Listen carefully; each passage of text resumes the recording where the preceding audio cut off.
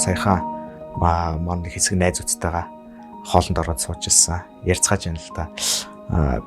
Миний үс амар шулуун, тийм болохоор би бүр жилхтай. Гэтэ миний үс болохоор нэг юм, тийм болохоор би юм байдаг гэдэг асуулт нь ер нь үсний талаар яриа явж байгаад та өөр нүсээ ямар болгохмоор ямар болгоё гэж боддог вэ ч илүү нэг тийм асуулт орж ирсэн. Би тэн дээр юу ч бодлого юу ч хэлсэн гэхээр би зүгээр л үстэй байя л гэж бодсон юм байна. Тэгэхээр ер нь хэлэх юм бол нэг 3 жилийн хугацаанд үстэй байхын төлөө ер нь бол зорилго тавиад ингээд тууштайгаар хичээгээд явж байгаа.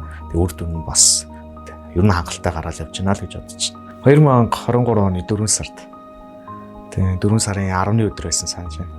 Тэгээ анхны өс суулгуулж ирсэн хугацаа л та. Тэгээ давтан нь болохоор 2025 оны 8 сар дээр дахин өс суулгасан. Тухайн үед чинь тэгээд нөгөө гам барих, эмээ уух, тэгээ нэмэлт тэмцэлгээнүүд гэх зэрэг зүйлээ зогсоохоос гадна 24 оны бас нэг түндэр ачаалттай ажлуудын нөлөө байсан гэж харж байгаа. Тэгээд нэг жилийн дотор юм уу да. Жилийн дотор л ер нь хуучин байсан өөрийн өсснүүд маань бол хойшоогоо нэлээд шингэрээд унаад эхэлсэн. Тийм болохоор яг 2 дахь давтаа үс ажилбарт орсон. Сулгасан өснүүд одоо энэ урдуур байгаа. Анхны сулгаснууд нь ямар нэгэн асуудал бол үүсэв.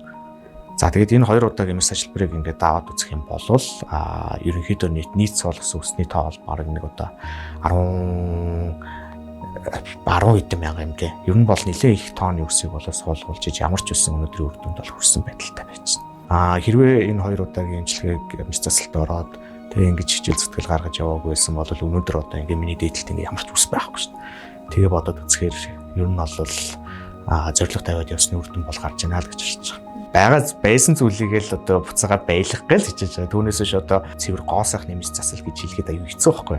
Тэгээ ямар ир үгээ татуулаад хамраа өндөрсгөөд тэ нүдэндээ давхраа суулгаад байгаа шүү дээ. Сэтгэл зүйн хувьд мэдээж энэ чинь хүн тэмцэл донд туулна л та. Тэгээ ямар ч тохиолдолд хүн ийм сэтгэл зүйн ийм хэлбэлцэл донд байж идэг. Зарим үед өсөн, зарим үед буурна. Энэ болгоно маш олон хүчин зүйл нөлөөлнө. Тэдгэрийн нэг нь өс бол мөнөөс юм уу? Тэгэхээр үеийн ийм асуудалтай бас ингээд эннээсээ санаа зовоод явж байгаа над шиг хүчнүүн залуучууд байгаа би тэрийг бол мэдж байгаа. Тэгээд тэдгээр залуучуудтай хэлэхэд болохоор энэ сэтгэл зүйн асуудал болон энэ одоо зүйлээсээ зугатах биш те шийдэхин төлөө ингээд хичээгээд явах нь хамаагүй илүү одоо нөлөөтэй байдаг. Яг тэгээд таны асуултанд хариулахад бол сэтгэл зүйн эрүүл мэнд ч гэсэн ер нь бол эрэг нөлөөг авчирдээ шүү л гэж хэлж байна.